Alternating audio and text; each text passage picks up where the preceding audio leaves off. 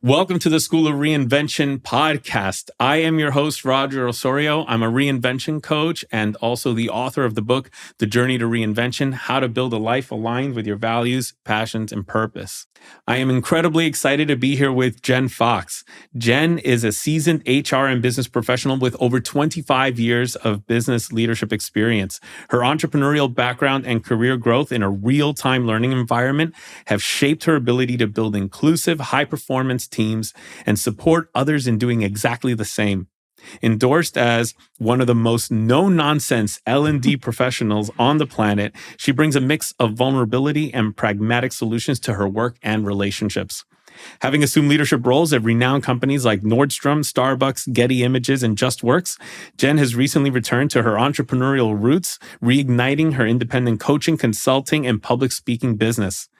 When she's not speaking about the myths and challenges of working motherhood on LinkedIn, she can be found walking, listening to podcasts, and spending time with her friends and family in Princeton, New Jersey. And that's actually how we connected, because you put out a call to your friends for podcast recommendations. That's right. And I was lucky enough to have been mentioned in one Several of those. times. Yeah. And I responded saying, hey, thanks for mentioning me. And then, we connected and then we realized you need to be on the show. And I figured this will make listening to my podcast even more interesting for you. And you were on season 1 and now you're back for season 2. Yeah, and back, and the in-person experience is so much better. So thanks for having me back. No, I appreciate it. When I pitched this to you, I pitched it partly because, we had so much great chemistry on the first one. And this is the first one in person here at the home office studio. Yeah. So gosh, I thought it'll be way better to do this with you. And I felt like this is going to be nice. And you were so supportive. So I felt like this is what we got to do. I'm excited. Now, the questions are different. So whatever you remember from the last one, throw that out. Okay, clean slate. Clean slate. We're doing this differently. One of the big things that we're going to start talking about in season 2 a lot is definition of success. This is so important. This is something that I admit I have tossed around this term way too loosely. I've mentioned success as if there was one definition to success, when I'm the guy who at one point decided what my definition of success was going to be. And so what that often looked like for me was I would, study up successful people. And then I would, in a talk, say, after reading up on several successful people, I learned these patterns. And then I realized, reflecting on that this year, that but that's assuming that those successful people I studied are the same kind of success that my audience is interested in. And what if they're not? What if the people in the audience are not? And I realized, no, I need to do something. I need to lead the way when it comes to defining success in all of the ways that people do. And I want to start that by, in season 2, every guest will answer this question. And I am so excited that, you are the first one to do it here in the studio environment, answering this question. So let's go for it. Tell me, what is your definition of success today? I actually love the way you're framing that, because I am, as you mentioned in my bio, in the middle of yet another reinvention. As a lifelong learner, I think, which you and I share, I consider myself, a curator of other people's wisdom. And the pitfall in that is it can be very easy to tag along and, just say that's what it must be. So I've actually been thinking a lot about this. It's a really timely question for me right now. And I would say, today, on this day, in this moment, what rings true for me is having it all without doing it all. As I get into some of the stories I think we're going to get into today, I think that will become self-evident. I'm a mother of 3. I'm very driven. And so a paradigm shift of having it all, not in a material sense, but having the things that are most important to me, but without running myself into the ground, is really what I would say is how I'm looking at this next chapter and how I would define success. The smarter, not harder. And I mean, this shows up in the most trivial ways. You're a parent. I'm talking about, learning something that when the hand towels in the kids' bathrooms, my kids are older than your daughter, and they constantly make them crooked or more often than not on the floor. Did you know you can take a little hair scrunchie and loop it around the towel and it just stays there? No. So I'm talking about smarter, not harder on like the macro and micro level, the little things that can help me to focus on the things that are important to me. Yeah. Presence is a big one right now. And so there's so many things in my busy life that keep me from being present, when I want to do that. And so, yeah, it's smarter, not harder. It can be systems and things like that at work and delegation and things like that. But it's also like hand towels and it's everything in between. I'm thinking about things like, I think I get what you're saying, with obviously I've only been a parent for 11 months now. But with Sophia, one of the things that we've even done, it's simple things like signing up for a diaper subscription. Right. I realized that when I was going to Target all the time, waiting for their deals, spend $75, get 15 or 25 back or blah, blah, blah, all of this stuff. And this hassle and in trying to time it out, it was a hot mess. Sometimes I'd end up with too many boxes of diapers at once. Other times not enough. And then you're running to the store and you're still buying it at the local grocery store at like way higher, twice the price. And I just thought, you know what? Yeah. This is not working smart. This is definitely working much harder to try to save a few bucks. When the subscription saves you almost the exact same amount, maybe a little less. However, I no longer have to go through all of that effort, all of that hassle. And it's such a silly thing. It's, diapers. I sometimes I'm like, wow, diapers. But you know what? Ever since we got that subscription and now they send it to me, I mean, that's just so much easier. I always have everything I need. I never have to go run to the supermarket. But it is. It's those little things. And I think it's that. I do think also at some level, and I wouldn't ever want to speak either for all, working women, certainly not for working fathers. But I do think at some level, we are programmed to think that we should do it the hard way, right? Yeah. We should have the right diapers on the right date at the best price, like all the time. Yep. So I think that sort of deeper belief about we can and should do it all drives some of those things that makes it harder. And then, like you say, you remove that resistance. It's like, why didn't I do that a long time ago? Yeah. So I think there's layers and layers to making things easier on ourselves. Yeah. I think that's why I got into that whole, that hustle of the Target discounts and coupons, because I thought to myself, this is what needs to be done. And it's a little bit of effort, but it's, to your point, it's like, this is the way it needs to be done. Yeah. And then, then it's letting go of that and saying, no, there's a subscription. Just do that. It's okay to have things delivered to you and save yourself a trip to Target. All of those kinds of things. Well, and you think about, so if I say the first part of my definition, having it all, what do you get back when you're not at Target? Well, you get the time with your daughter, which is actually what's important, right? I'd rather take her for a walk than having to run on an errand. They're running an errand. That's right. So, when looking at, and I think that's why for me, like zooming out and looking at all of the different, domains of my life and where they intersect, where you take from one and you're, what's that saying? Take Peter to pay Paul, whatever that saying is. But there's a cost to the other things when we make those decisions. And so sometimes there's those levers. Do we pull the lever of a few dollars or a few minutes of my time or, whatever that looks like in order to prioritize the things that actually bring us more joy? Yeah. It's, I'm even thinking about things like having a nanny. Yeah. So this was something that when we looked at the finances, working smarter, not harder. Yes, there is a harder option that comes at a much lower cost, but it also takes away the opportunity for my wife and I to work on this business, for me to work on this business. Someone is going to have to, watch Sophia and be with her. And so this was something that when we decided it, we knew we're dipping into savings to make this happen. To your point, what did we get back as a result of that? One, I am so much more well-rested at the end of the day in terms of I can now shift all of my focus to Sophia.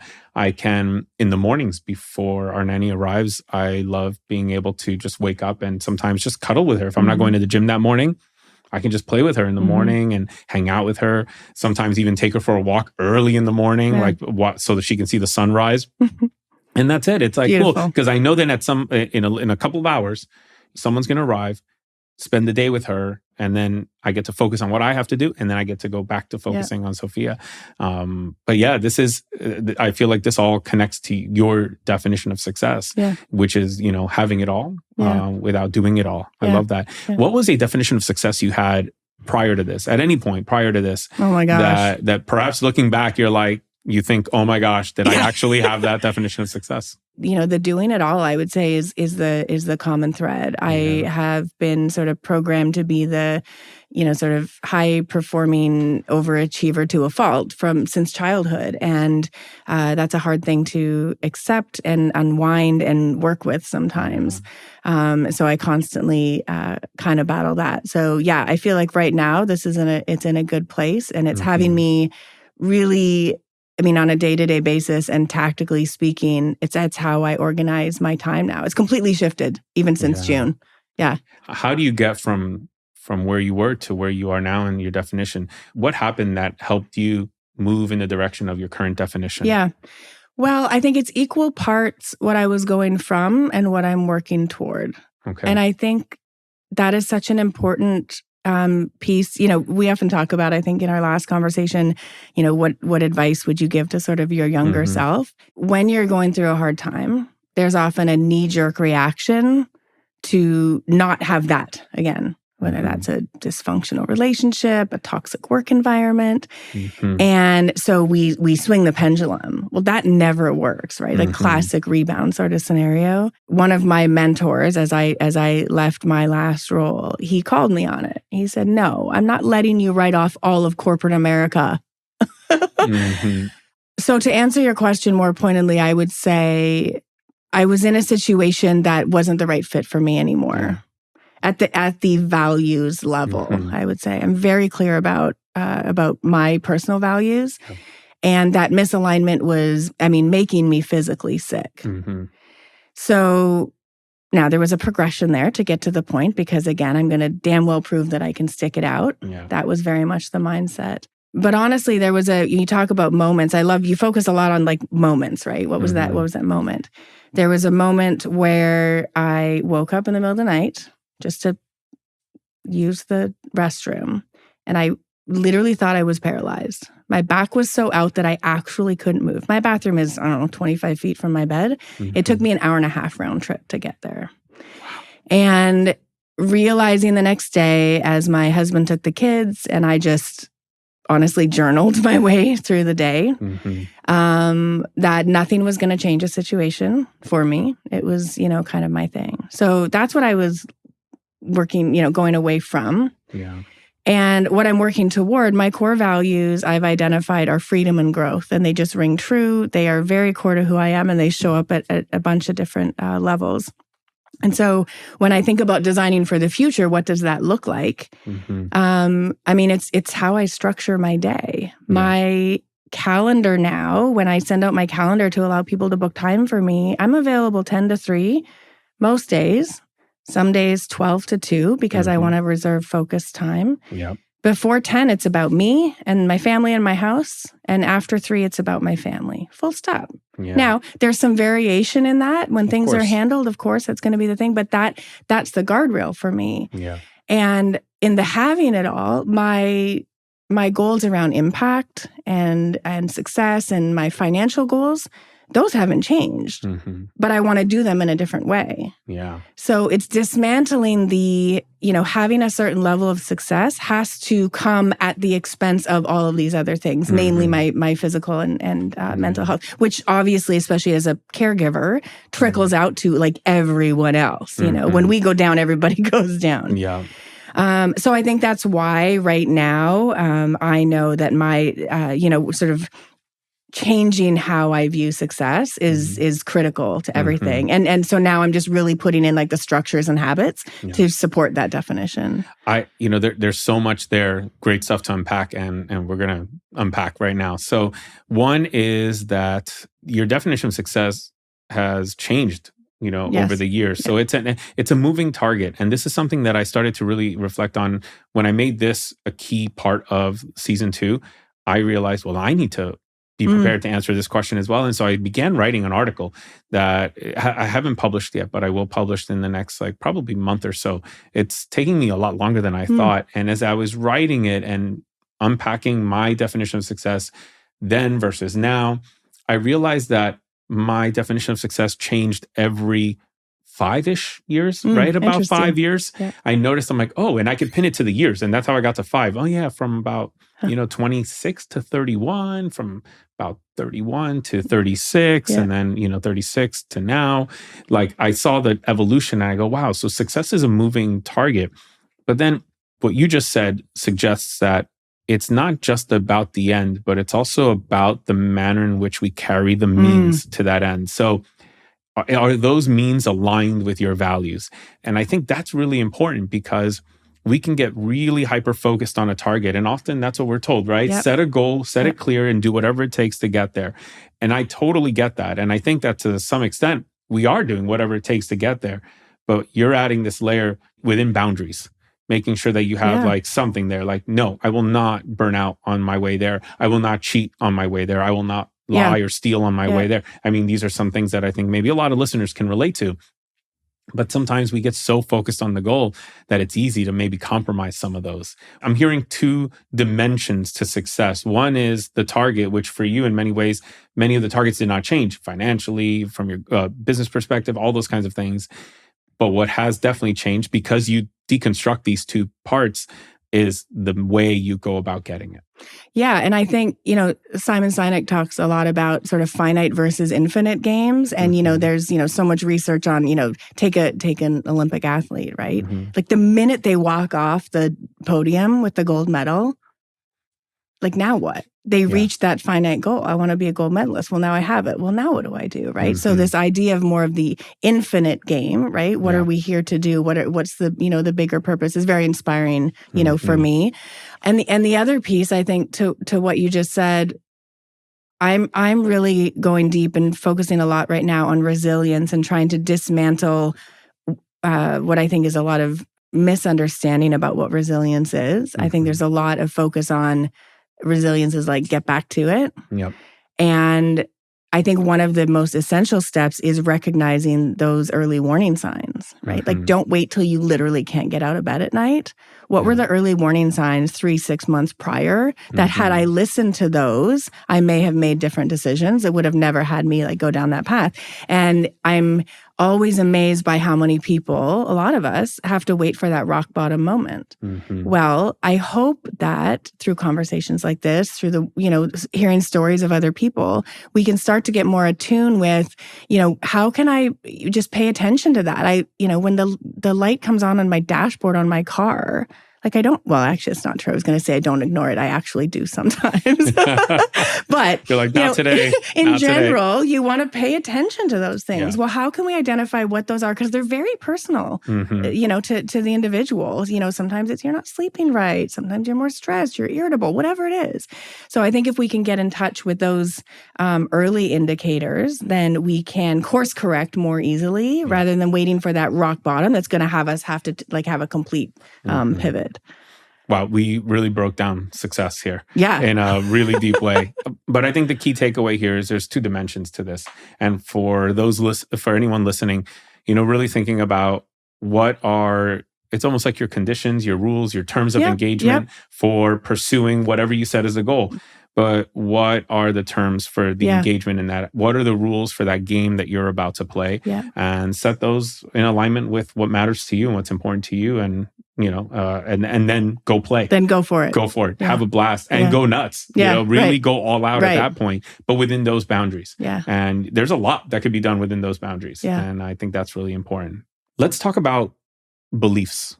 Empowering beliefs, disempowering beliefs. Can you share with us a belief that really drives you right now? I'm really trying to get to your operating system. Like, what are those underlying thoughts that drive your performance today? Okay. So my underlying belief is something I never want to hear in the middle of a hard time. Just caveat.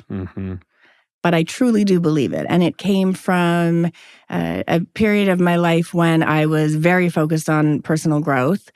And I also was doing sort of some spiritual exploration. I had this sort of spiritual teacher, and she got up this one week and she said, everything happens for you.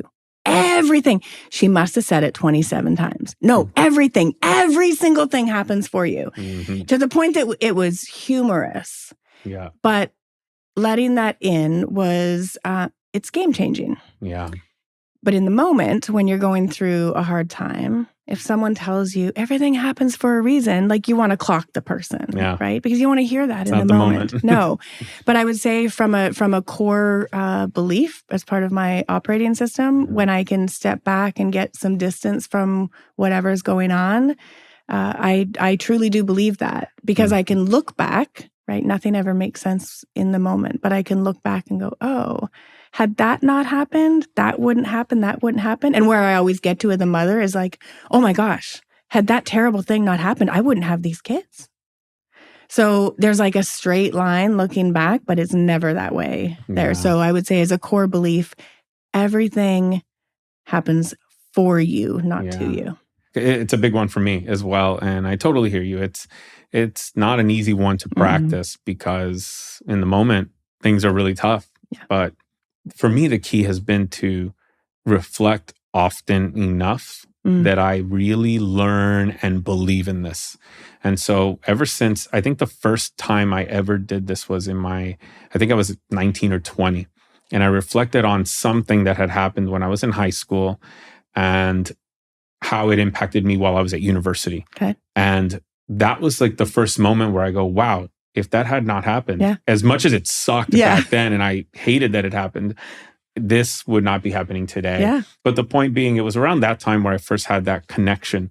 And since then, I have really done a lot of work to reflect on a lot of things to the extent that now I can actually look forward with that. And it's only recently, I would say the last couple of years maybe, where it's been tested, like even when my mother passed away, and really believing that this is life happening for all of us, including her. And that was the biggest test, because how do I handle, I mean, this is the moment where I could argue, I've got every right to say, F that. That's BS. And why is this happening to me? Why is this happening to us, our family? Why did this?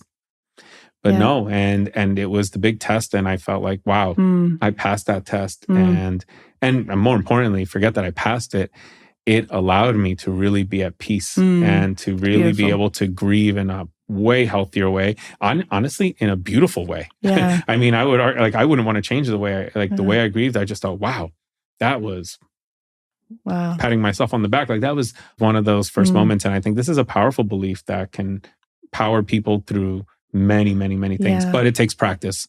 It takes a lot of faith, I think, and all of that, so that you can actually apply this looking forward and not only like later when things have worked out. Yeah, that's like I'm sorry for your loss. A beautiful story. That. And that's like level 2.0, right? Because it's easy to look back and make sense of it all. Yeah. But applying it looking forward and even like expecting the challenges that are going to come up, but knowing you'll get through it, it's beautiful, powerful. It's and I think that's why it's such an empowering belief. So I love that you shared this one, because this is one that I want the audience to hear about. I want the audience to know that, and here's an example of what it looks like in practice, how you developed it and how it helped you along the way, and the real feelings that come with it at the beginning. It takes time. Like it doesn't feel great at the beginning, and you have to work through that. But there are ways to get better at it so that you can reach that, the way you put it, 2.0 level, and be able to really apply it going forward. So that way, when those things happen, take a breath. You can take that deep breath. I mean, honestly, that's it. It's a deep breath, and you are like, you know what? It's okay. Life's happening for me. I just got to wait to figure out how. I just got to wait to figure out how. But patience. Yeah, exactly. Yeah. What's a limiting belief that maybe you've, been dealing with recently, or maybe you even just overcame, but a more current one? I think part of the curse of a lot of personal growth, certainly social media, is we tend to focus on the positive things and we don't shine enough light on the limiting beliefs. The most powerful and profound limiting belief is, at that core of feeling not good enough, waiting to be found out, just that sort of deep belief of what would happen if I'm not actually what people think that I am. And there's an interesting thing there, because I would say one of the things I'm most proud of is I try to live an authentic life. What you see is what you get. Yeah. True or false. From a very young age, as I said, I was sort of the high achiever. I was the, sort of youngest person in the room in a lot of the sort of corporate spaces. And that led to, sort of okay, I'll play almost like a role play, right? I'm going to get in there and play grown up. But behind that was like, what if they discover I shouldn't actually be here. I'm not qualified. I'm not a grown up. No, I'm not. Yeah. So I would say that that's there. And I would say that I have come to a place where it's not about dismantling that. I don't actually think that will ever go away. I think that what I try to focus on is recognizing when it shows up and how it's like powering me so that I can distinguish it when that's making the decisions, right? So if a situation arises and I am feeling whatever, not prepared, let's say, if I can pause when I have that feeling and say, is this that old wiring? Is that just this old insecurity and all I need to do is trust myself? Yeah. Or am I actually like not prepared? Is it my grown up, mind that's having this feeling? And then, choose to respond, whichever way it is. But that sort of pause and being willing to stop and say like, the feeling is there. Where's it coming from? And I think a lot of times it is that old childhood wiring that we have, and it doesn't need to drive my decisions anymore, So again, it's multidimensional, but it's definitely a disempowering belief to the extent that when I let it make a decision for me. I want to go a little deeper here or into something more specific. How does it show up? Yeah. And like, how does it appear? Where do you catch it? Where you say, there you are. Yeah. I would say what comes to mind right away, I mean, it shows up all over the place. I would say in sort of a work setting, a lack of self-advocacy. Okay. Yeah. From a young age, I was, put into a people leader role and, just throughout my career was in the position where I had the positions, the title, maybe the authority or whatever, but I never advocated for myself for everything else that should go along with that. So when I'm not in the room that I should be in, I would at some level sort of discount to myself, like come up with explanations for why that was and why that was okay. I'm lucky to have this. So maybe I shouldn't ask for more. Exactly. Just keep your mouth shut. You're lucky to be in the room. There we go. Exactly. Yeah. So I think it's in those ways, especially in sort of a work setting, where I wouldn't advocate for myself. And I don't think that came from a, like, what would happen if I did. It's just that, like, that really deep belief of, I'm lucky to be here. I'm lucky to be here, yeah. I'm lucky to be here. And here's the interesting thing. I think that's also a very empowering belief, like gratitude. Like, hey, and I think that's something that I'm realizing the more I ask this question and we unpack some of these limiting beliefs, some of them are actually, they're double-edged swords. Right. They actually cut really well sometimes and they really help you. I think they can actually serve you so powerfully. Absolutely. And but if you wield it the wrong way, it will cut you down as well. It's the light side and the shadow side. All of these things, right? The same way, an empowering belief will have a shadow side if it's overused. Yeah. And so certainly my, overcompensating for wanting to prove that I'm good enough has led to all kinds of great things, for sure. But that's I'm definitely overcompensating to not being like found out, right? And to feed that feeling that I'm I'm good enough. So the light side and the shadow side, I think, is worth unpacking in all of these areas. Yeah, I think that's a powerful distinction for anyone listening, just to, keep in mind that just because it's a limiting belief in some scenarios doesn't mean that it's all bad. Just give it a chance. Right. I mean, some might be all bad. And then, please get rid of those. But there might be some that when you dig a little deeper, you realize, actually, that was serving me for a while.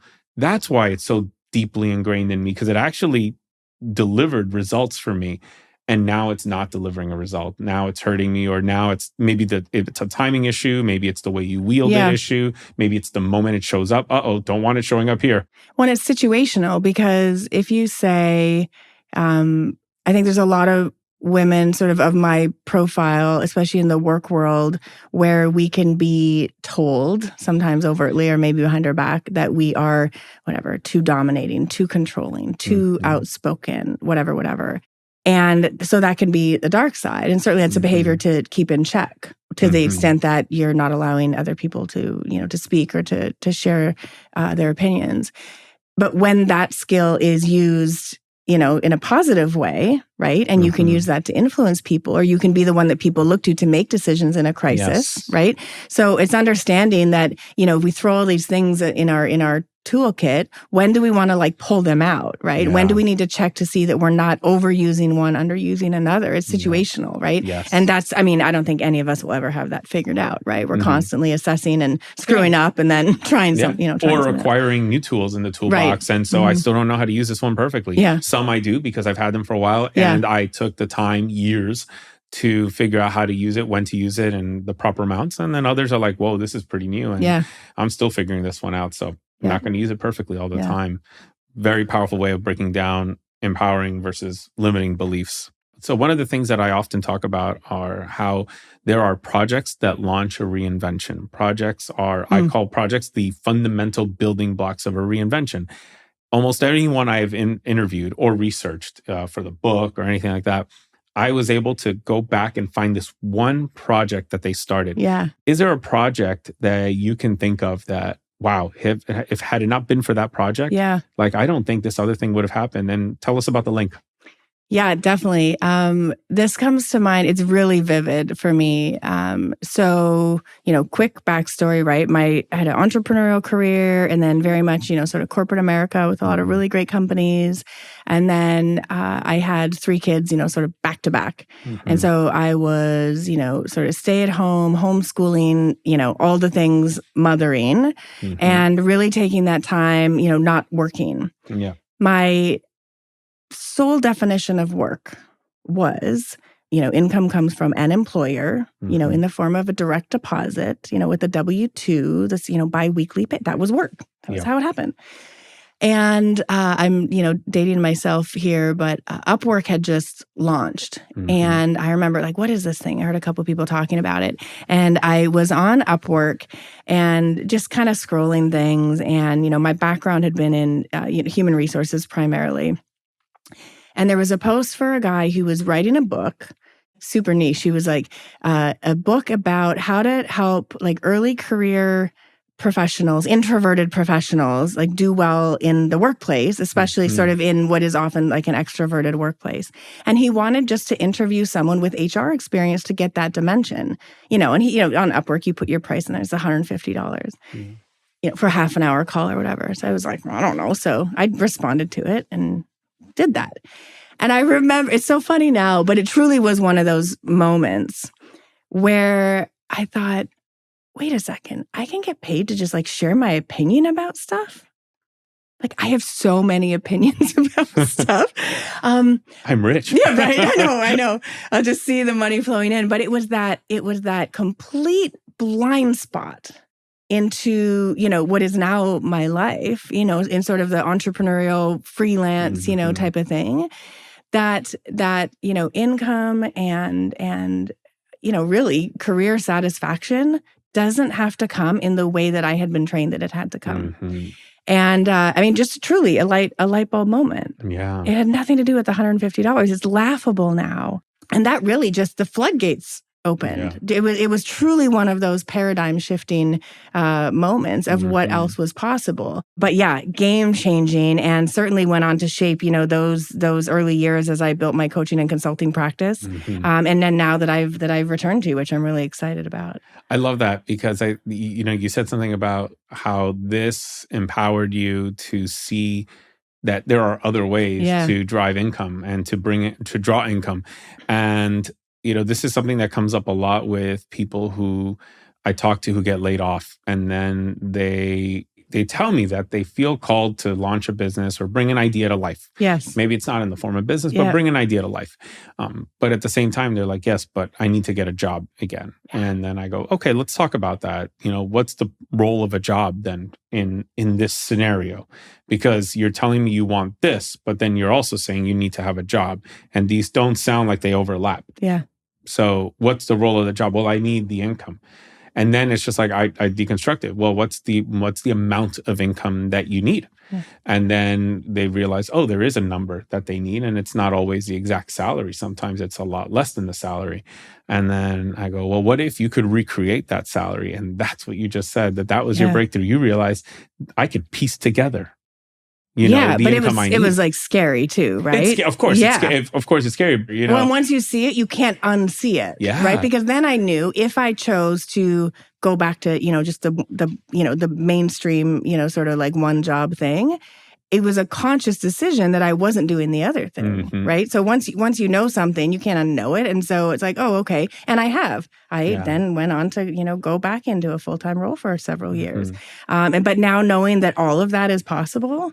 That I think is what's really profound. It's about taking those sort of light bulb perspective changing moments and keeping them so that you can draw on those, when you exactly, when you need to. Yeah. Because life is going to have different chapters, different twists and turns, so I totally get that. But I love what you just said, that when the moment comes, you can say, wait a minute, that is possible. Yeah. And I know it already because I lived a part of that experience. So it's time to bring those world of possibilities. And no doubt we can even get down into the mechanics of it, just learning how to offer up your services, how to grab one of those jobs off the platform and just conduct that full transaction, all of those things.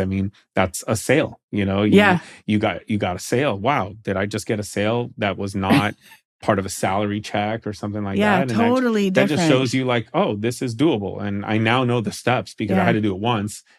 What if I did this 100 times? Yeah. And again, that's the point of this question, is really to help understand what are the types of projects that can give way. Because I think a lot of times when I work with my clients or people that, have come to my Q&As or whatever it might be, the question often is something related to, is this the right project? Is this the right thing? I don't want to make a mistake with this project. Honestly, I cannot answer that. No one can answer that unless someone has a crystal ball. You can't answer that question. It's really just do it. And chances are, any project you do, as long as you get to know yourself better, you discover something as you did about like, wait a minute, I can sell my opinions or I can sell my expertise and my experience to someone for a fee. That's something different. I didn't know about that.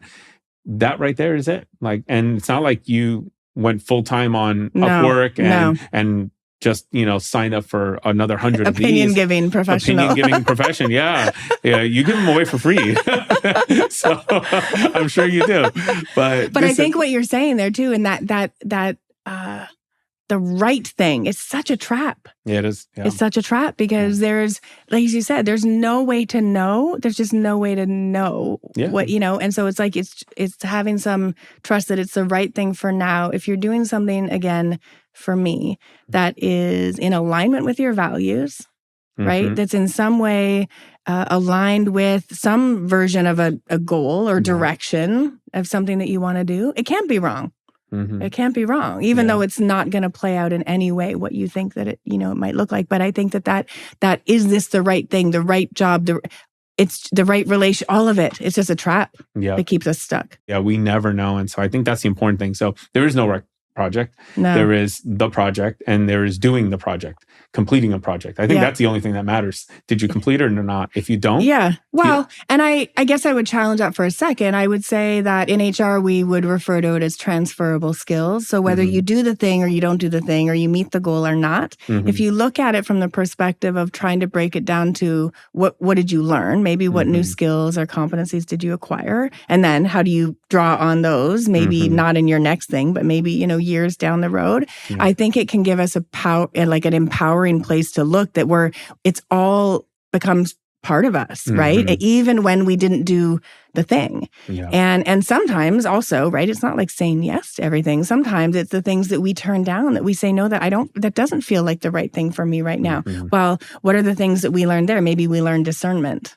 Right? Maybe we learn critical thinking, whatever. So, but I do think that reflection, as you said earlier, that you've spent a lot of time doing that, pausing to reflect on what you are taking from that will be transferable, even if you don't know where you're going to transfer it to in the future. Yes, exactly. Yeah. Because there's always something. Yeah. The other side of it, and you kind of just alluded to this of it, you learn about yourself. Absolutely. You're learning about yourself the whole way. So no matter what happens, whether win or lose or whatever happens, this is why I usually use the word completion, because I think the key is to complete something. Yeah. I don't care if it's victoriously completed or miserably completed. It doesn't really matter as long as you complete it, because I think there's also something about finishing something. I love it. And this is what I encourage a lot of people to do, is just finish the thing. It's okay if it's horrible. I don't really care. But as long as you learn about yourself, as long as you draw some new skills out of it, as long as you become aware of something you didn't know about before, you've already come out way ahead. That whether that succeeded or not almost doesn't matter, because you've actually succeeded a lot on many other levels. This is just one of many levels of success in this project. And you can afford to lose one and win 3 others. And I would take the 3 others because they come in handy a lot more than just a quick little win here. I mean, we talked about this in season 1, different reinventions along your journey. Let's unpack one of them. This is story time. I want you to tell us a story about one of your reinventions, maybe your proudest, favorite, the worst one. So I'm going to go a little personal on this one, shift away from the, corporate sort of persona. So when I was pregnant with my first child, I was, I guess, 3 months, gone to all the doctor's appointments, kind of just, you get pregnant, here's what you do, right? I mean, it's kind of laid out for you, you know, what to expect when you're expecting, you get all the books, right?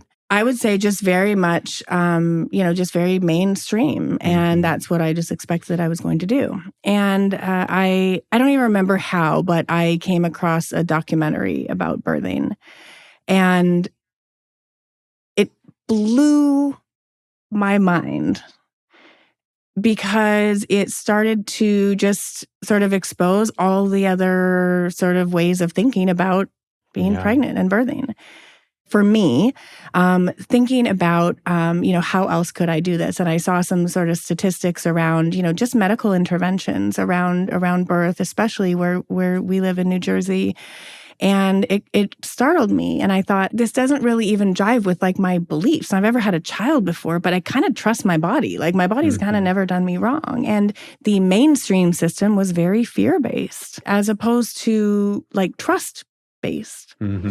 So I had the opportunity I met with a couple midwives and just had this like experience of, these caretakers being with me and in my presence who were about me and my baby. And in fact, they call in that world mother baby, one word put together, mother baby. It's a partnership. And it completely changed my paradigm around not only, pregnancy and birth, but then also, went on to be, parenting as well. I would say that the reinvention that took, it was very much it took a lot of active work to get out of the mainstream. I had to deal with a lot of doubt and fear and ridicule, honestly, from other people.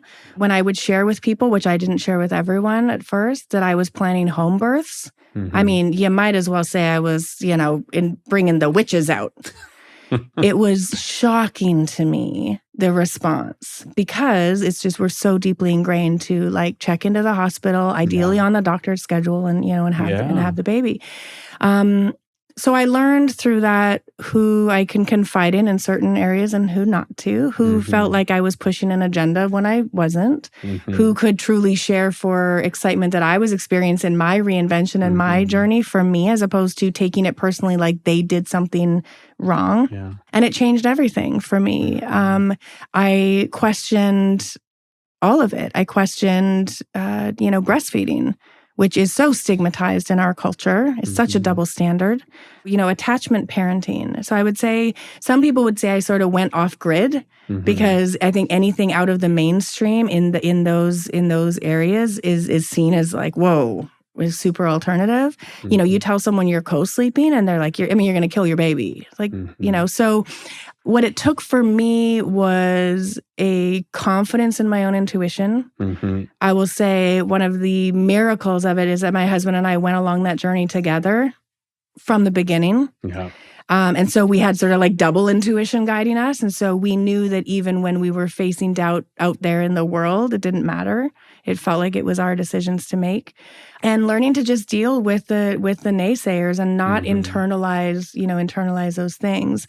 Now my kids are 9, 11, and 13. I don't know. We'll see. So far, they're great. So far, they're great. So there you go. And a lot of lessons. At some point, there can't be a warranty. Like, you gotta be like, look, warranty period has passed. It is expired. That's right. Now it's on you at this point. Well, and I remember one of the sort of core, kind of guiding principles, I guess, if you will, around attachment parenting is that if you build a strong attachment when they're younger, that when they're ready to detach, they do so with confidence. And so I would say that now, again, looking back, right, as we say, like looking back in hindsight, as I see my kids start to become more independent as we're in the teenage, early teenage years and starting to see that confidence, is that because of that? I don't know. I'm going to say that it is. It's an empowering context for me, self-validation to do that.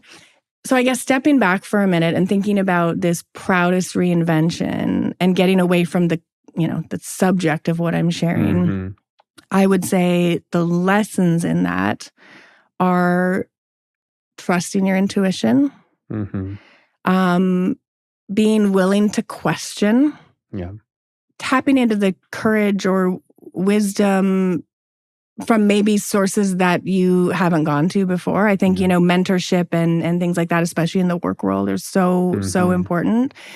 And then just having that open mind to chart your own path, because let the other people chart their path.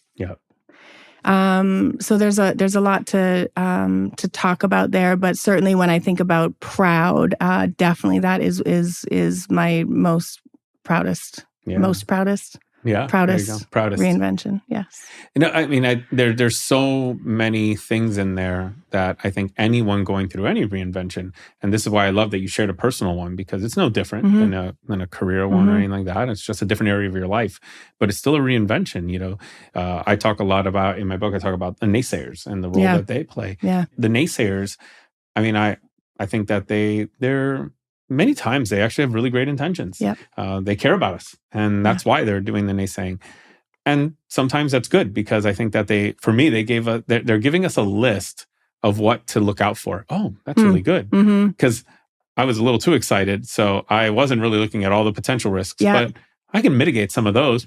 Thanks for the heads up. They were really saying, because of this risk, you shouldn't do it at all. You're like, no, I'm still going to do it, but I will factor that in. Now that won't catch me off guard when that happens. I won't be like, where did that come from? It's like, no, I was a bit prepared because you helped me out by telling me about that. So that happens to anyone who's trying to make a massive reinvention. You mentioned something about how people looked at you like, what are you doing? I mean, I've heard many people say something similar when they consider quitting a corporate job.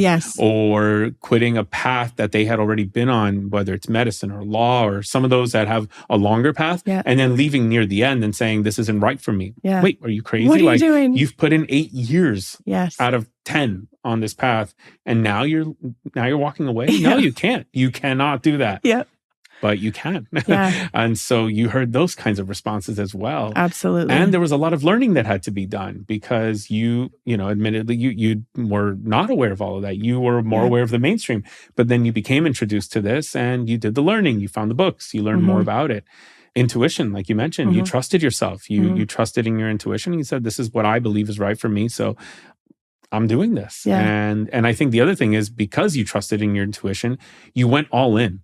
I find that a lot of these things don't work if you just go half in. And then someone can come and tell you, see, told you so. Well, that's what happens when you don't go all in, when you allow some of those naysayers or allow some of that, or don't trust your own intuition, and you maybe say, let me just halfway do it. But nothing works when it's halfway. Commit. Like nothing works halfway, especially something that is going to be quite different from what you're used to. You're going to have to go all in on the different and just embrace that.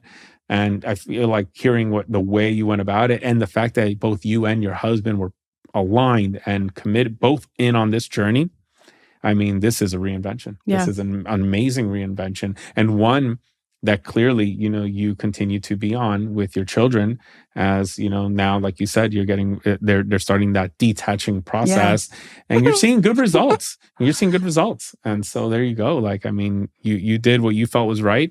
You're getting good results. I mean, that's what matters. At the end of the day, I always think, what was the job to be done in all of this? Yeah. And the job to be done, and I'm going to make an assumption here, but you will correct me if I'm wrong. It was you wanted to raise happy, healthy children. Yes. I'm guessing that was like the big kind of, ultimately, I'm doing this for them. Not for me. I'm doing this for them. Yeah. And I want them to have the greatest possible life that they can have. And you are now seeing that starting to unfold. And so, I feel and I think that there's a really important distinction. I agree with you on the sort of like all in. Again, that may be an overused skill of mine sometimes. But the distinction of being committed but not attached. Mm-hmm. So I may use my second daughter. I was sharing with you when I arrived here. I was, committed to having a home birth. It was going to be the same plan as my first daughter. Well, hello, Hurricane Sandy, historic hurricane happened, and I went into labor. Mm-hmm. Having a home birth during a historic hurricane, not so recommended. No. And I was really attached to it. I mean, the midwives, the doulas, everybody's camped out at my house. Yeah. My husband had the 30-foot extension cord running from the neighbor because somehow they had power. Yeah. We're still filling up the tub because I was like hell-bent on this is what I need to do. Yeah. So even in my, charting my own path, type of thing. No, that sort of like attachment, some of that absolutely was powered from I'm going to prove them wrong for sure. Mm-hmm. And I labored for like 56 hours at home before I finally was like, okay, we need to go to the hospital. Because again, what I was committed to is a healthy child. The job to be done. Yeah, that's right. Yeah. And at some point it became evident that it was in jeopardy, if I was like so focused on doing it the way that I think we needed to do. So, that ability to like commit and go all in, but keep letting go of those attachments to allow things to unfold and then like pivot. As needed, of course. As needed, right? New data, right? And like this I know is where I the said naysayers that. come in because the naysayers keep you mindful of these. Hey, look, I really think you should go to the hospital. Yeah, that would have been a naysayer, but you know what? That's why the naysayers are good because you need somebody to tell you. Yeah, maybe I should now. It's been 56 hours. Maybe I should go to the hospital. Time to go. And that's okay. And when I even mean like the full all in, I mean all the elements to that. You talked about breastfeeding. You talked about all these other phases. Yep. I mean, you committed to this. You said, look, I believe in this and I want to learn more about this and navigate this. And I think that's, of course, with the necessary pivots and adjustments in those moments. I mean, that's why I think the naysayers play such an important role. Yeah. Sometimes we need them to say something so we can be like, you know what, this is that moment. Thank you for having existed and having done a little naysaying for me because I'm off to the hospital now at 56 hours. Like, this is what I got to do. Yes. Along any journey where you are making massive transformations, usually there is a great deal of challenge. We talked about this idea of setting a goal, your definition of success, and then, within boundaries, going all in on that. But just because you've set some boundaries and you've set a goal that is aligned does not make it any easier. It doesn't mean that, oh, well, that's an easy goal. No, it's probably full of challenges that will push us, take us to our limits, and maybe even break us along the way for a moment or almost break us. Can you tell us about a moment where you felt that you hit a breaking point or almost a breaking point? Yeah. So again, another sort of personal side to this, but I think the lesson is very much more what, in my sort of career path. So my second child actually miscarried, and I was pregnant enough that everybody knew that I was pregnant. I was on my way to the ultrasound, type of things. I, left the office. Bye, I'll come back and I'll text you and tell you kind of what's going on. And and then getting that like devastating news. I mean, broke me at an emotional, personal level for sure. But the moment I want to talk about was my return to work. So first of all, as now as I've shared, that what I thought resilience was like, get back to it, just dust it off, get back to work. So, which I did like 4 days later. Wow. Which is like so stupid in hindsight. Don't do that. I had a, well-meaning colleague at the time that had sort of talked to everybody and kind of said, don't don't talk to her about it from such good intentions. Mm-hmm. First of all, the stigma around like pregnancy loss is like huge, right? If there's something that I could, dismantle in the world, that would be one of them, because it's one of the loneliest experiences that not just the woman, but the parents can go through. But then, so coming back into the workplace and having nobody talk about it and like not even acknowledge it, to the point that it was like reinforcing my own business as usual. Oh, well, now everybody else must also expect that it's business as usual. So that like sort of flywheel happened. And so I never, I didn't deal with it. Well, fast forward maybe, 6 weeks or so, I'm like getting acupuncture, like I'm doing all the things, right? Just to try to find some way to relieve the stress. Yeah. Certainly I had supportive friends and family, but I had a very active career. And so that's where I spent all of my days. And I couldn't bring that part of me to there. And my colleagues were close. They were friends. Yeah. So there was like a big disconnect there. And it was like really, really, really hard. And subsequently showed up in that, hurricane birth. I had to release all of that fear. It was really holding me back when I had went on to have my second child.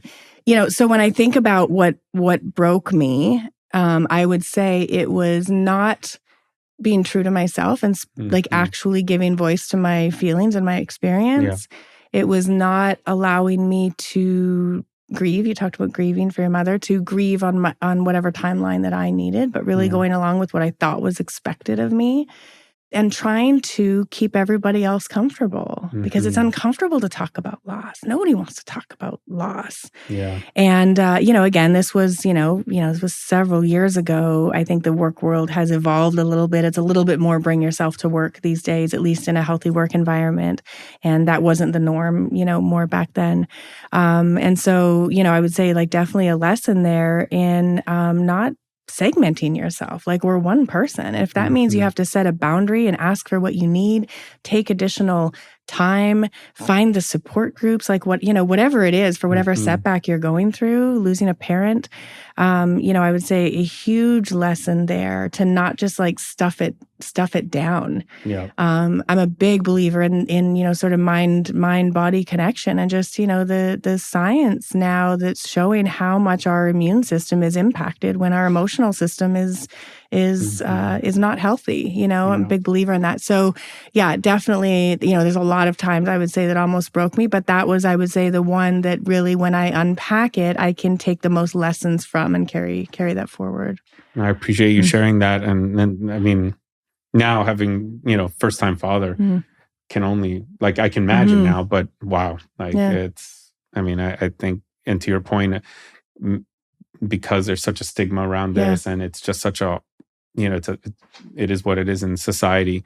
You're right. And it's such a lonely thing. Especially if there's a stigma around it, it becomes such a lonely thing. Yeah. So it's really hard but I can also appreciate, like you said, and it sounds like you can appreciate the really good intentions that your coworkers had, your colleagues had. They really had you in mind. Wasn't the best way to do that, but they didn't know that. And they were doing what they felt was best at the time. For anybody listening, this is something to think about, in case you're there for a friend, like being there. It's okay to talk about these things.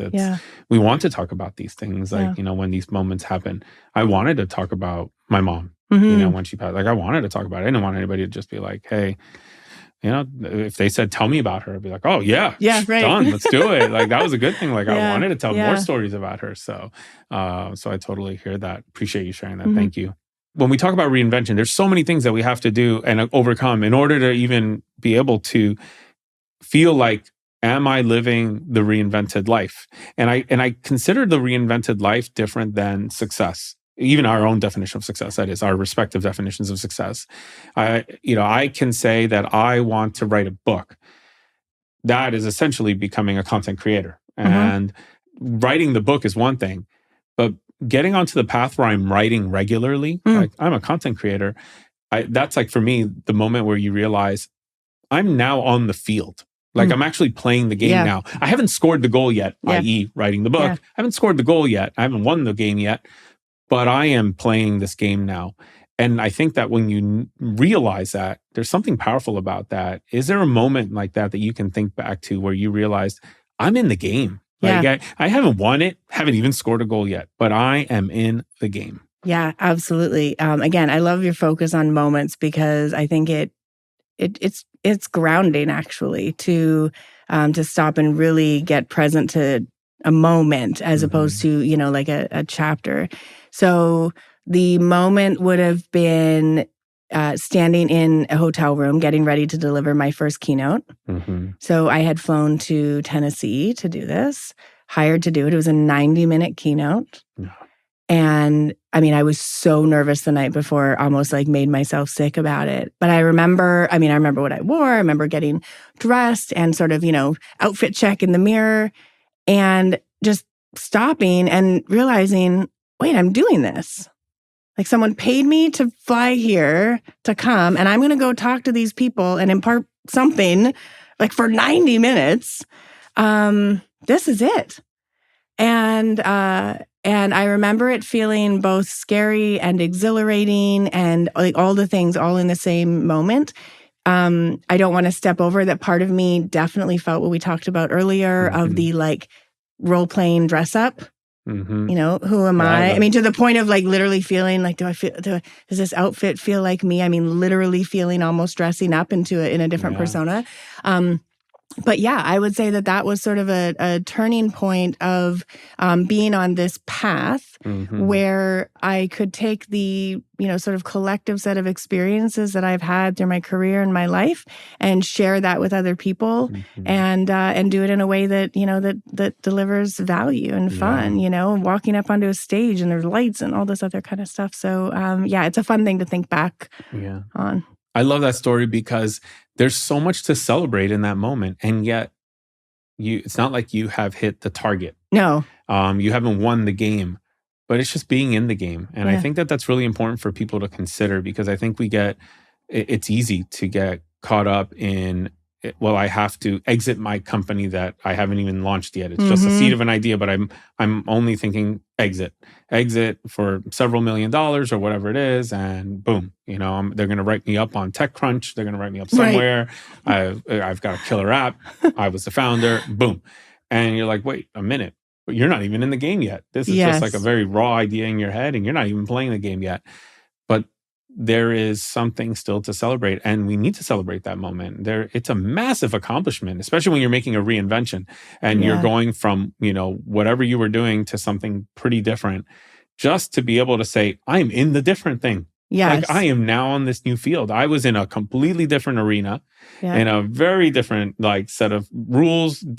Wasn't even playing this game. And now I'm in this game. I mean, for me, it was teaching. I mean, the moment I was tutoring regularly, I go, wait a minute, this is what I wanted to do. Yes, I want to do this in a classroom and I want to do bigger things in this. I want to win more games, but I am playing the game. Yeah. And it's just such an amazing thing to be and it takes the presence, right? And I will say my most recent experience with this would have been 3 weeks ago when my daughter's 5th grade class is doing an egg drop. And here I am, on the field at 1:25 on a Tuesday afternoon. That 4 months ago, I would have been on a Zoom call, guaranteed. So being able to now say, now I'm in the game, well, because now it's the game that I'm playing here, which is boundaries and balance and being able to have it all, right? With my integrating my work and my family. And I remember sitting there, thinking about looking around at all these other parents that were there, really thinking about what's everybody else doing that they're all able to be here, I'm curious about that, but really present and grateful for the ability, this is my game right now. Yeah. I'm watching an egg drop from a 90-foot fire truck thing. Yeah. I couldn't be in a better place in my life. I love that example. Yeah. That is so, because that's just a goal you have about presence and being around your family. And you're just acknowledging that I'm here. And this isn't the last time I will be here. This is literally the first goal of many goals. Yeah. And here I am. Yeah. I love that. Thank you so much. Her egg survived, by the way. And the egg Not survived. Thank you to my engineering. That's all my husband, but the egg survived. And I love how you said you were on a field, because you were literally on a field. Literally on the field. For this. Yeah. One of the biggest objections that I get to, especially career reinvention, but even personal reinvention, is related to money. I mean, there's countless ones. I mean, the list goes on, but I could say, one that comes to mind is, well, I have a certain lifestyle and the salary I make, it has to be that salary so I can maintain that lifestyle, or I can't afford it. I live paycheck to paycheck. I'm barely covering what I have now. There's no way I can reinvent myself. And there's so many different versions of that, right? And obviously money plays an important role. And this is something that, as we grow this platform, I want to invite people to talk about what was the financial journey like for them? Because there are so many different listeners with so many different circumstances. And while, your story or my story may not resonate with everybody, it will resonate with someone who has, wait a minute, that's very similar to my situation. Jen's situation is like mine today. And I'm here saying that I can't do it. And yet she did it. And it worked. And it didn't fall apart on her. And she even kind of shared the how. And now I get it. And so tell us about finances on your journey to reinvention, wherever finances played a role. This is an open-ended question. I love that you're asking about this because, again, it's one of those areas that we just don't talk about. It powers everything, but we don't talk about it. So if you're a listener and you're like, don't talk about this because my financial situation is a mess, I got you. I'm actually building out a course right now. I use this example and I refer to it as my money mess. So, I love it. Yeah. So, I mean, I am happy now. I will say also, I can speak about this with humor and distance because it is truly in the past. And it is, you used the word earlier, complete. It's complete in the sense that I got the lessons from this period of my life that it's truly complete. I don't have the emotional charge anymore. Yeah. I want to acknowledge that when you're going through financial stress or concern, it is all consuming. Yeah. So if you're there, it's okay. So, so I had made a series of decisions in my early 20s that landed me in debt, well over the amount of debt that I should have had for my age. And, there were, sort of early warning signs, as I said, that I didn't pay attention to, sort of the rising credit card balance, things like that. My car was, kind of not doing so well. I went to a new car lot. And of course, they said I could afford this new car. Of course it was. Because you can afford the payments. That's right. Technically, I could afford them. They've got ratios and all the things, right? That little trick. So, off I go with my new car. My dad, it all just new cars. So here I am, and and again, I think that part of the power of storytelling is when we get real. So my salary was $57,000 a year. I was in debt $42,000. Okay. So let's do the math. Yeah. I mean, there's no quick hit here. I ignore all the early indicators, right? I meet my now husband who has this, quite fancy life. He's not in the same situation as me. So we're going out to dinners and we're taking trips and we're doing all the things, which is just getting me further and further in the hole. Yeah. What I feel is a lot of shame and secrecy. I don't talk about it. Again, I'm playing dress up, right? Yeah. Just playing the role. And then I remember I was at his house one day. We had just moved in together and I got a credit card statement and it was with this lovely letter, not just the normal statement, advising me that my interest rate had been raised to 31.9%. It's crazy. I mean... Okay, I lied when I said it. It doesn't trigger me at all because I could feel myself, my breath right now being impacted. And I remember I was... Chest tightening. Totally. I was sitting on the arm of his couch and reading this. And it was like a before and after moment. Yeah. I was luckily in the period of my life where I was surrounded by a supportive community, a lot of personal growth. And so I called my coach and told him what had happened. And as any good coach does, he's not triggered. He's not sucked into any of it. It's just like, okay, here's what it is. Like, what are we going to do about it? Right. And I remember lying on the basement floor of my partner's house. I mean, hysterical, right? Could barely even speak because this for me was bringing up not just the literally the numbers and cents of the mess, but all of the shame that went along with it. And where I got to, again, the power of a coach, right? Where I got to in that one conversation was a deep understanding that I had made the best decisions I could have made at that time. But now I was ready to make a different set of decisions and that no one was going to come and do it for me. I got so clear in that moment There was nothing was going to change unless I did it. So then what did I go do about it, right? How did I get out of that? I had to, day after day, walk through the discomfort and all that emotion that there was. The very next day, I remember I booked a meeting room at my office and I called a credit counseling agency. One of the hardest calls I've ever made. Now, to them, they're like, you're customer number 952 today. They could care less, right? Again, not emotional for them. Whereas I feel like I'm bearing my deepest, darkest secrets. I consolidated my debt. I sold my car and went and got a used car. I started a monthly tracking sheet where I tracked, it was red. That my goal was to get, into the black. And every month I would force myself to tally it all up, tally the debt, tally the income, and slowly starting to pay things off.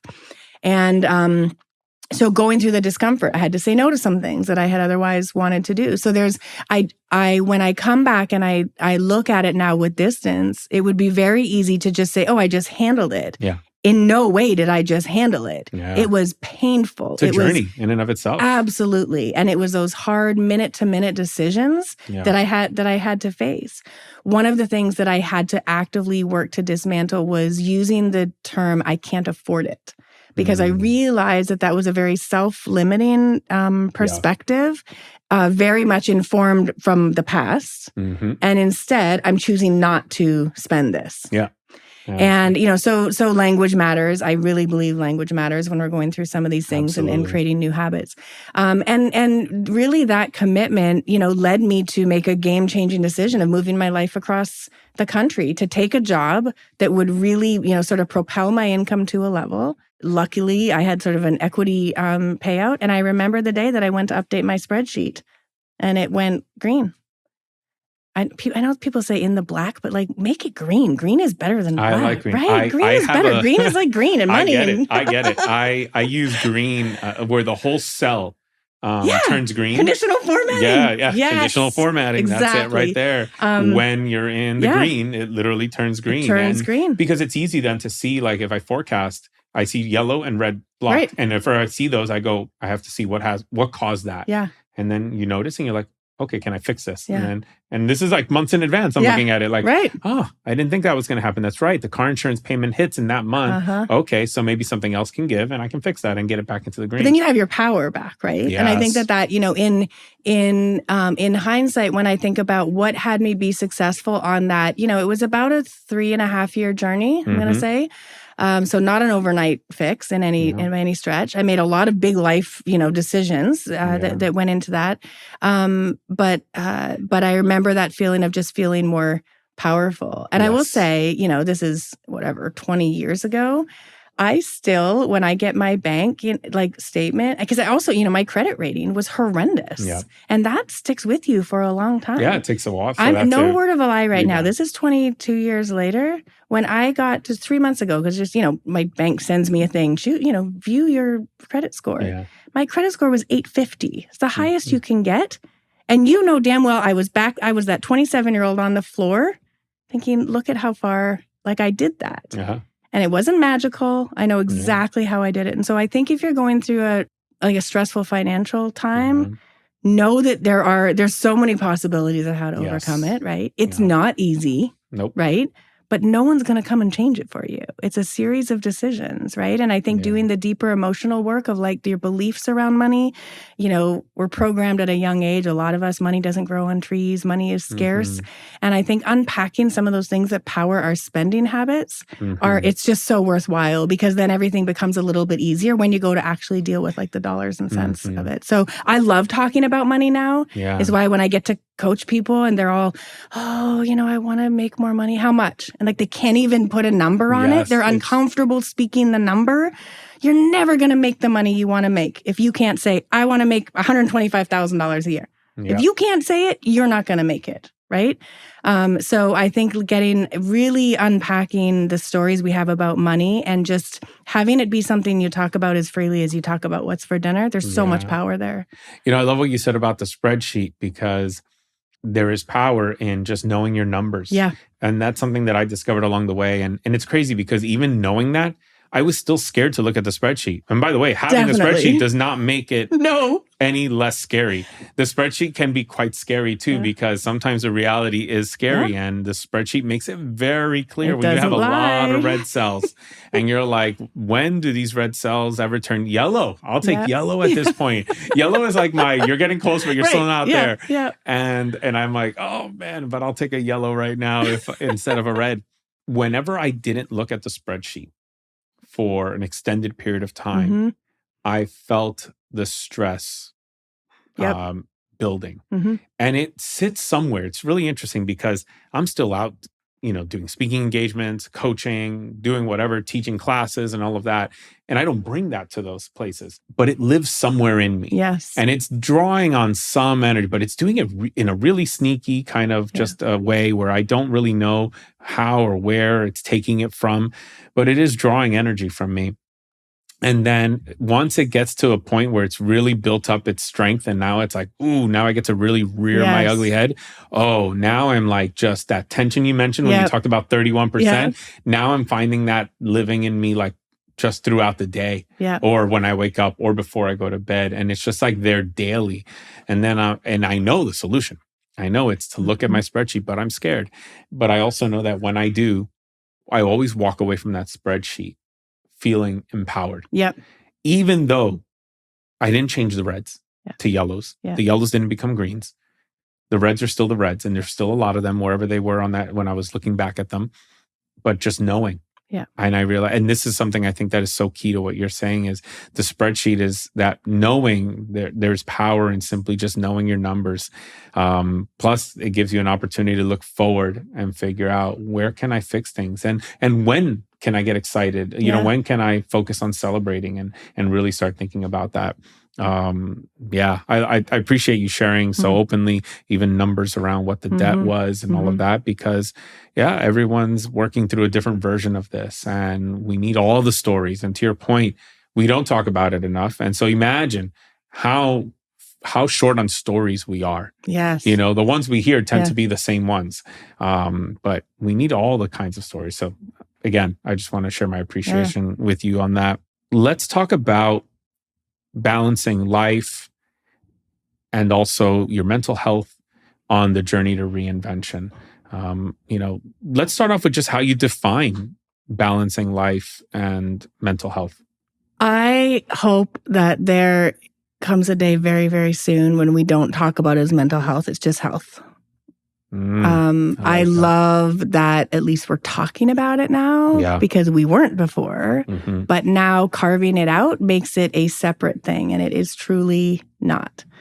So I would say for me right now, how I define health, being healthy, is it's my mind, it's my body, it's my my emotions, my relationships, my sense of fulfillment. It's all of that. And I think trying to separate any of those things, one just comes at the expense of another, And I think that a lot of us have comfort zones where it's easier maybe to focus on our physical health, and we're like, going to the gym and, going through all the motions, but we're not paying attention to that other dimension. And so I think that I don't think of it as balance. I think of it as integration. I think we are one person, whether it's at work or at home, our body, our mind, it's just all connected.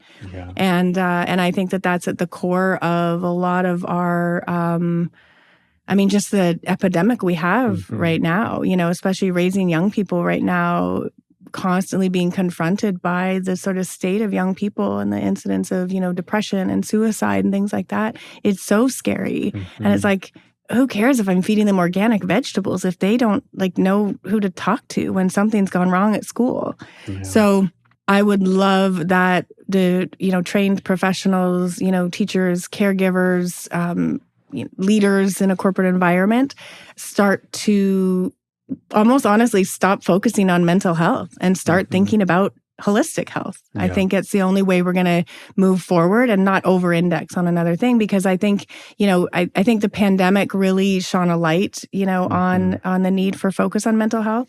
And, the good companies started providing all the apps and the meditations and the listening sessions and all that other type of stuff. But at the core of that, maybe someone is isolated, and they don't have healthy relationships. Well, they can meditate all they want, but that's not going to help them. So, so I would say right now my focus is really on holistic health for myself and my family. Let's talk about relationships on the journey. And this takes on, so many meanings for so many different people, right? I've heard so many things. I mean, for me, relationships played a really big role, and vice versa. The journey played a role in the relationships that I got into. Yep. And so, and those are, I'm referring there to romantic ones. But there's also relationships with our friends, with our families, and all of that. Tell us about what relationships meant to you on the journey. Yeah. Well, like you said, there's so many different dimensions. I would say, sitting from where I'm at now, what I would say about relationships as they relate to my reinvention journey is figuring out who plays what role. Looking back, it's easier to do. But I think it's one of the most powerful things we can do in the moment in order to use it as a tool looking forward. So when you think about a relationship where, especially when you're going through, any type of a transition, it's very easy to put all of that sort of weight. If you're in a partnered relationship, you're bringing the emotional weight of the uncertainty, perhaps, maybe the financial concerns about that. You're putting all of this weight shows up on that relationship. And I mean, that takes its toll, right? When you think if you don't have a relationship and you don't have a trusted place where you can do that, and then you come to work and you expect work to fulfill your every need, well, that's not healthy either. So I think thinking about relationships and how they've shown up for me is I like to think of sort of having a personal board of directors, if you will, of knowing sort of a team of people who I know the different roles that they play in my life, So I've got the friend who I can call who will side with me every time. I am always right, damn it. And that's it. That's all I want. I just want to vent and be heard. I'm not looking for solutions. I just want to be validated that I'm right. I love that person. I've got the friend who will start out with that way, but will absolutely then pivot to what are we going to do about this? I've got the business mentors who I can call and say, I'm setting my price for this, and I'm concerned because it's bringing up all this stuff about, am I good enough? And can just cut to the chase about it and remind me who I am in that context. So figuring out, and again, I'm well into my career journey where I feel really lucky to have all these people. But I think the risk of not figuring out who's who is we can put the wrong weight and the wrong set of expectations on the people who are closest to us in our life. Are certainly, my kids, they just have nothing to do. I love sharing my successes with them, but I'm not going to bring the hard stuff to them. They don't need to carry that weight for me. But I want to model. It's not to say I only share the good news, but there's certain things that I'll share with them. So, and I think, gratitude in relationships, I think there needs to be an authenticity in knowing that when you're in a really intense time, and relationships inevitably, you have less time for them. Maybe you're starting a new job, you're kind of going all in on something, or you've just had a family, relationships suffer. But it takes nothing to drop someone a text and let them know you're thinking of them, to just keep feeding those things in a way that feels authentic to you. I think is one of the most, important things that we don't, when we talk about going all in, that can come at the expense of a lot of, especially our relationships. And that stuff usually comes back to, to not work out very well. So relationships are important. And I think if you don't have trusted relationships, I would go back to my money mess example of realizing nothing's going to change it for you. You're not going to build the relationships and find the people in your life if you're isolating yourself in your apartment. And it's hard. And I think at the very time I'm going through some stuff personally right now, we're having dinner literally tonight with friends. And my husband said, do you want me to cancel if you're not up to it? And I said, I'm going to walk the talk here because I know my tendency right now would be to withdraw and say, no, I just want to stay home and I want to isolate. I know full well what's best for me is to go out and connect with people and have some distance from it and like fill, sort of my emotional kind of bucket. Mm-hmm. So nurturing relationships often doesn't come as the first thing we want to do because it's more comforting to just like often withdraw. Yes. But we're never going to build those. We have to be willing to put ourselves out there. Yeah. And I think one of the best ways to do that is if you have like one trusted person, use them as an access to open other doors. Tag along with them to things, right? Yes. Ask for introductions. It's vulnerable. It's scary. I think it takes all of us back to the, sort of middle school cafeteria vibe when you walk in and is anybody going to like me? You'll never have those relationships that are essential. They say it, when at the end of people's lives, that's the one thing that they talk about. It's the one regret, right? And so it's so important to build trusted, authentic, deep, meaningful relationships. Yeah. And it's especially important when you feel like you don't have them to move through the discomfort to try and create them. I'm blessed. I feel like a key word you said there is to build them, versus have them. That you have them when you build them. They don't just appear out of nowhere, and they don't just stay because they don't just stay magically on their own. You have to continue to feed them and continue to develop them over time. And I totally get what you're saying about, sometimes, especially during difficult moments on a journey to reinvention where you're making a massive pivot in your life. I mean, a path that is full of uncertainty, setbacks, getting knocked down, kicked while you're down, all of these things. Yeah. Retreating and just kind of keeping to yourself and saying, you know what, I should spend that extra time trying to get back up or whatever. But then, I mean, I think you've alluded to this in a way, but that it's these relationships that can be the ones that pick you up. Yeah, that could pick you up. Absolutely. And I think the other thing is in practice, right? When I say like putting yourself out there, building the relationships, I think the practice of making that happen is being, keeping an open mind, but saying yes to things. I'll tell you a really quick story. I was working for Nordstrom in Seattle, and a colleague of mine who I didn't really know very well, but we'd worked together for, however many months. And she came into a manager's meeting and she said, "Who wants to go to the Britney concert?" I was like, "Are you kidding me? Like, how old are we? Really? Britney Spears?" And for whatever reason, I felt inspired to say yes. And it was the first time we had ever, hung out. We find ourselves at the Ramada Inn next to the Tacoma Dome in Seattle, rocking out to Britney Spears. We were for sure the oldest people in the arena. She is my ride or die best friend on the planet, 23 years later.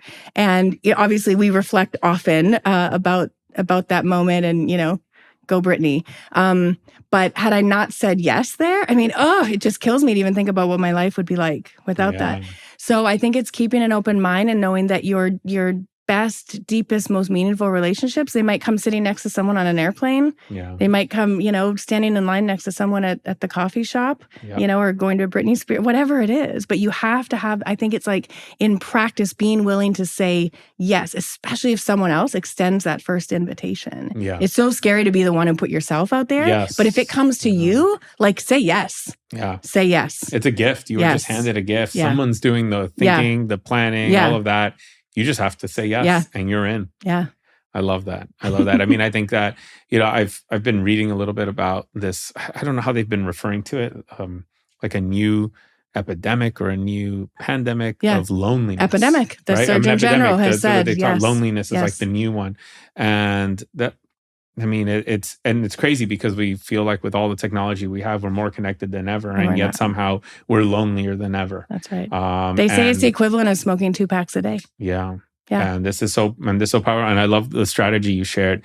Find that one person who can be the one who connects you to all the opportunities and just lean on them, because this person, draws energy from bringing people into other experiences. So they want to do this. Like they're winning when you say yes. Yeah. So it's not like an extra burden or anything like that. And sometimes those people are partners. I know there are many times like on the journey where I tend to want to withdraw a bit.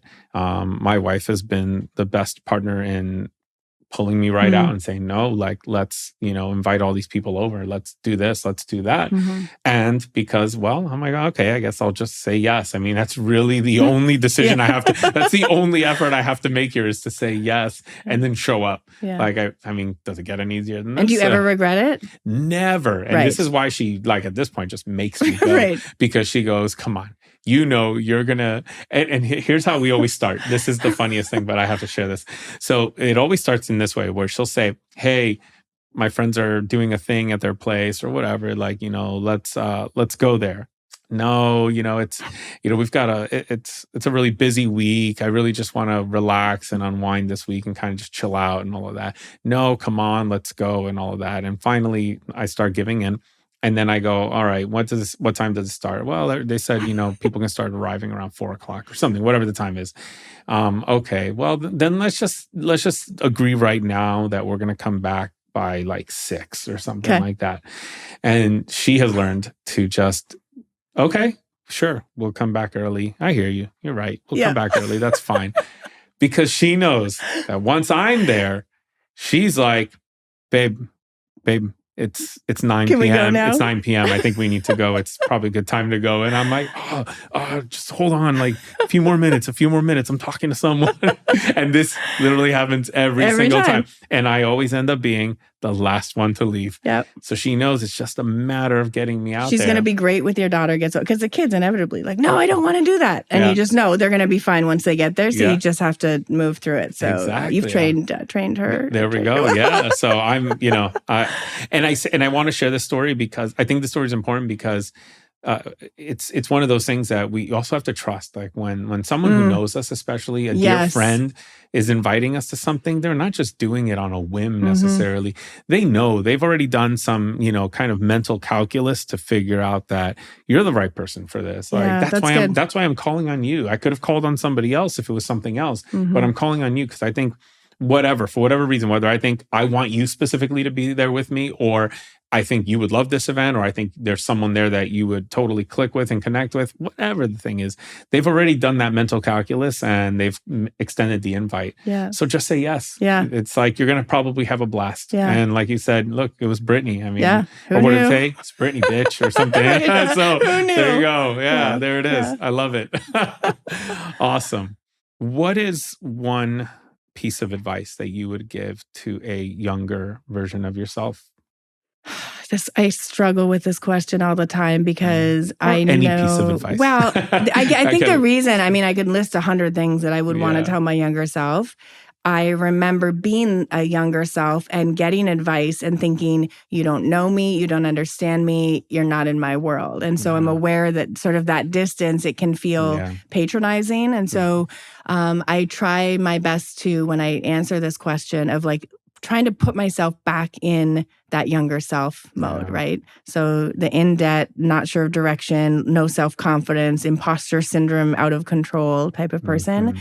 What would I want that person to know is just, it's all going to work out, but it will look nothing like what you think it's going to.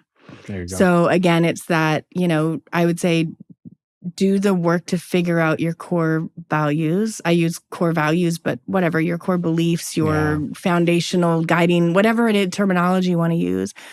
What are your guardrails? What are your non-negotiables? Figure that out. Be committed to living those. Yep. But then let go of any attachment to what that's going to look like. The job, the paycheck, the partner, the life, the house, any of it, because it will look nothing like what you think it is. And so it's believing, I guess, that sort of a little bit of blind faith in the world, I think could do people some good. I love that. That's perfect, just as you said it. Jen, thank you so much for sharing so openly, sharing your insights, your stories, your numbers, your tough moments, the ones that almost broke you. This is how we learn. This is how we find and develop the courage to walk our own journey to reinvention. It's through hearing these stories. This is how we learn what's possible, by hearing your goals, and this is how we even maybe figure out how to begin walking in that direction by learning from some of your strategies. And you shared all 3 of those with us. So Thank you. And Well, I appreciate you taking the trip all the way up yeah, there. you bet. It's been fun. And again, I share my wins and my losses with humility and in the hope that it can help someone else to see, what might be possible for them. And but in no way do I have any of it, figured out. So I appreciate the back and forth too, because I'm always learning myself. So thank you for having me. My pleasure. You can find all of the different ways to connect with Jen in the show notes below. So just make sure to go there, click, find her on all of the platforms, and you'll see all the links there. Thank you again, Jen. Thank you.